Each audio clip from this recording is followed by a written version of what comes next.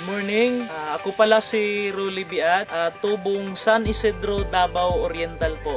Dati, before po ako nag-M Global, ang trabaho ko po, nagtrabaho po ako sa mga gasoline station. Bodigero po ako. Then panadero din po ako, tagagawa ng tinapay. Then merchandiser po ako sa Victoria Plaza. At the same time, operator po ako ng sinihan sa Gaisano Mall o Davao. So, matagal na po ako sa trabaho. Dito ko nararamdaman na sobrang hirap. Nasabi ko sa Pilipinas, sabi ko, ang hirap po. Kaya naisipan ko pong pumunta sa ibang bansa. Nakapunta po ako sa Japan. So, ang trabaho ko doon, tagagawa po ako ng sasakyan. Pero, kahit gulong man lang ng sasakyan, hindi po ako nakabili. Sa abroad, oo, kumikita ka ng yen. Kaya lang, gumagastos ka rin ng yen. Kaya lang, experience po namin sa ibang bansa. Yung puyat, pagod, hirap at gutom, kaya pang tiisin. Pero ang pangungulila sa pamilya, guys, hindi po kayang bayaran ng pera.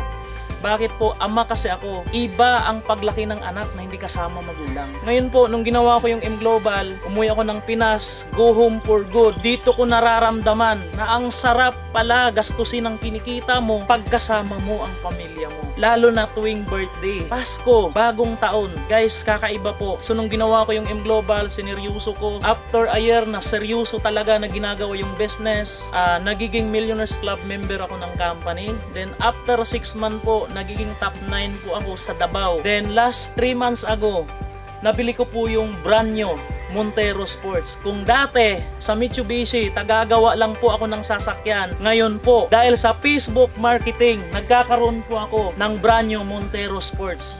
Okay? Ang sarap pala ng pakiramdam na minamaniho mo na yung sarili mong sasakyan. So sa mga OFW, challenge ko po kayo. Kung nakaya ko po na ako high school graduate lang, pareho tayong OFW. Kung nakaya ko, alam ko kaya mo rin. So kaibigan, be the next OFW, go home for good. So ito lang masasabi ko. Minsan, naubusan na po tayo ng pag-asa. Kaya lang, para sa akin, kahit anong mangyayari sa buhay natin, wag na wag po kayong mawawala ng pag-asa. Kasi once na huminto ka, yung para sa'yo, mapunta sa iba. So sa akin lang, gawin mo yung best mo. So sa mga OFW na katulad namin, be the next OFW, go home for good.